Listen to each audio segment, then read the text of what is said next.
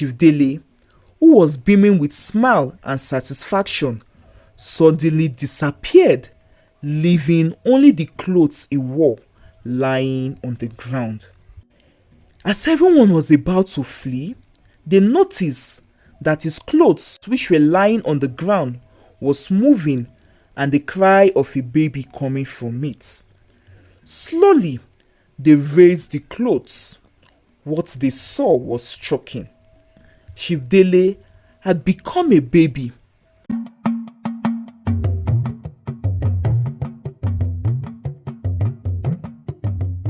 Welcome to Iyagba's Epic Tales. The title of today's story is ABIKE and the Chief Who Became a Baby. Once upon a time, there lived a man called Dele. Dele was a wealthy businessman who deals in the business of selling timber woods. He was also a chief, as he had acquired a chieftaincy title with his wealth.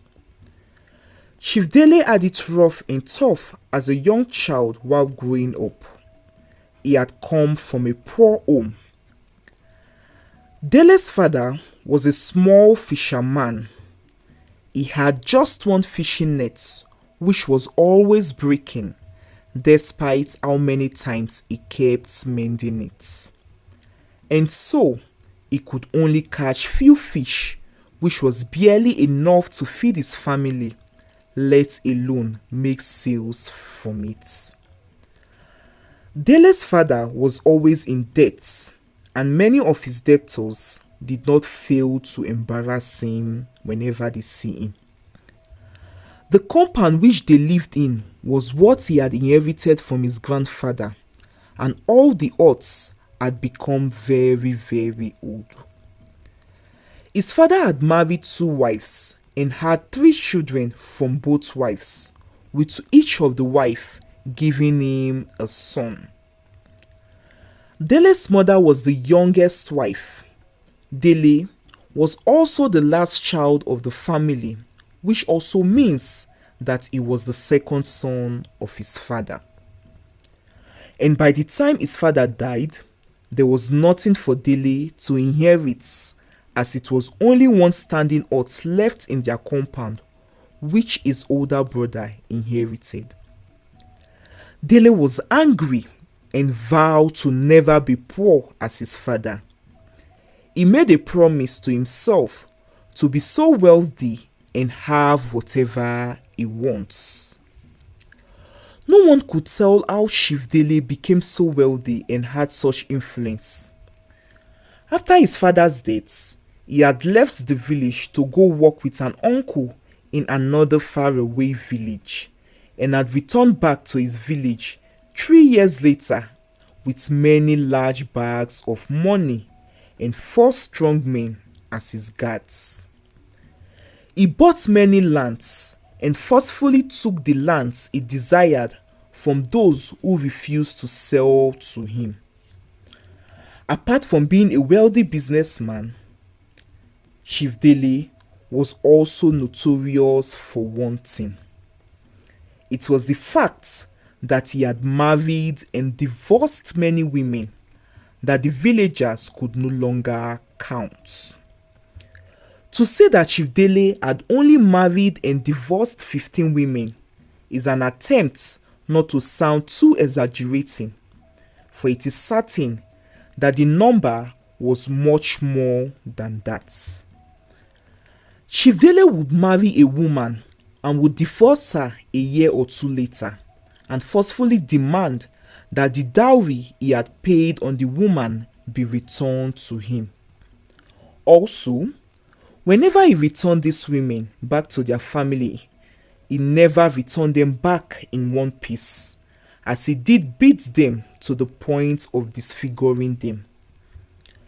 What he does is that, at any slight provocation, he would get so angry and beat his wife, and when he noticed that this woman now has a black eye, a broken nose, or now limbs as a result of several and serious beating, he would complain that the woman no longer looks attractive to him, and so he would end his marriage to the woman and demand that the dowry he had paid on her be returned to him. Those family who were bold enough to stand up against his oppression were beaten up by his guards, and some of them made to suffer a strange spiritual affliction they could not explain.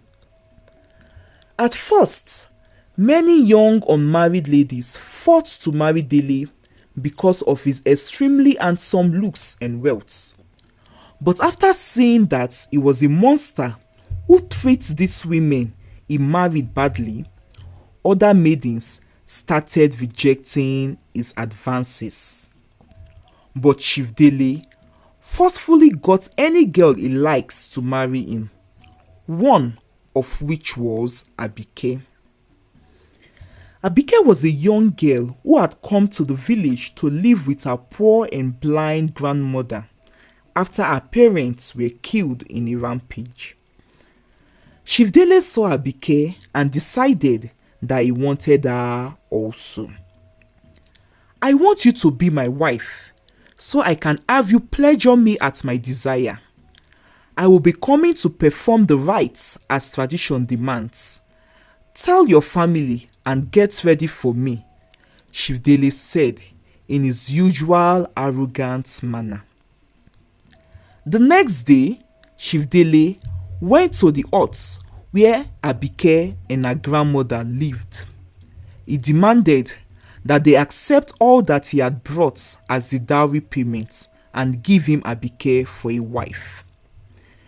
ABIKE and her grandmother pleaded with Chief Dele to change his mind and let ABIKE be, but Chief Dele would not listen.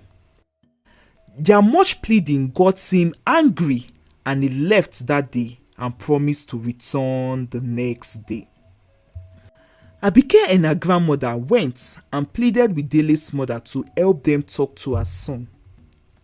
"Please, plead with your son on our behalf, not to forcefully take ABIKE away from me. You are as aged as I am, and you should understand my plight," ABIKE's grandmother said to Dele's mother. But Dele's mother spoke to her in a harsh tone and asked her to leave her compound. Dele's mother had always supported her son in everything he does. She was happy that her son was now wealthy and could give her whatever thing she wants, which she would not want to lose by getting on his bad side. In the morning of the next day, ABIKE decided to run and go hide in the bush so that Chief Dele would not be able to take her away. She promised her grandmother that she would return to her at night when Chief Dele must have left if he didn't find her. In the afternoon, when Chief Dele came for ABIKE, he met her absence. He was angry and ordered his guard to search the hut and every other place around, but ABIKE was not found. And because of that, Chief Dele took ABIKE's grandmother as his prisoner. All her pleadings for him to look at her condition and take pity on her fell on deaf ears. When ABIKE returned to their hut that night, she didn't find her grandmother. She was worried and went in search of her in the village. She met a group of people who told her that they saw Chief Dele taking her grandmother away as his prisoner. ABIKE was sad. She felt very bad that her poor blind grandmother is already suffering even while she was yet to accept to marry Chief Dele. She wanted so much to go rescue her grandmother from him, but she was scared that he might do something worse to her for trying to run away from him. ABIKE returned to their hut that night, sad and unable to sleep.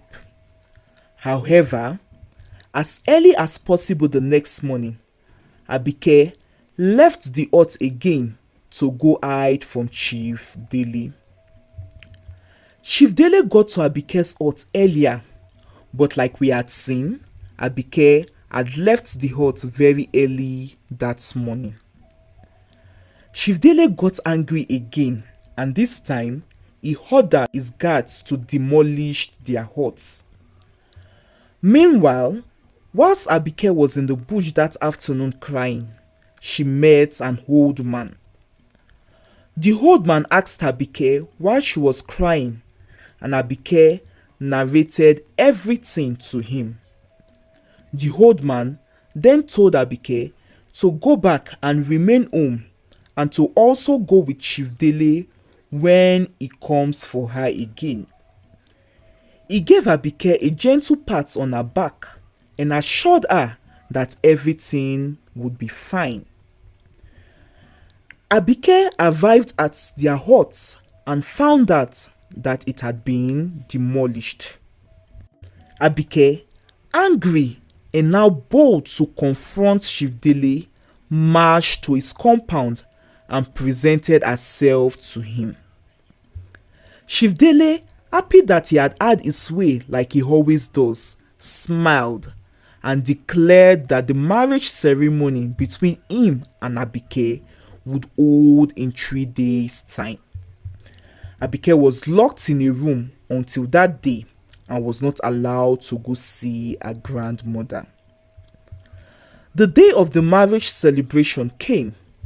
Chief Dele invited all his friends who were as rich and corrupt as he was. Present in the party were also those bootlickers who sang his praises just to be in his good books and get things from him. As the ceremony progresses and an elder officiates the marriage process, Chief Dele, who was beaming with smile and satisfaction, suddenly disappeared, leaving only the clothes he wore lying on the ground. As everyone was about to flee, they noticed that his clothes, which were lying on the ground, was moving and the cry of a baby coming from it. Slowly, they raised the clothes. What they saw was shocking. Chief Dele had become a baby. The old man whom Abike had seen in the bush some days earlier came forward. Abike was surprised to see him and ran to him. The man whom you all worship and addressed as chief got his wealth from stolen money. He stole all my money back some years ago by pretending to help me when I was sick and was almost dying, the old man revealed. And as a result, the old man continued, a curse is on him. He would remain in this condition for the next 15 years and might be given a second chance if he learns his lesson and does have a genuine change of heart and work to earn his money in the right way. But if he does not, the curse would return and the curse would remain forever the second time.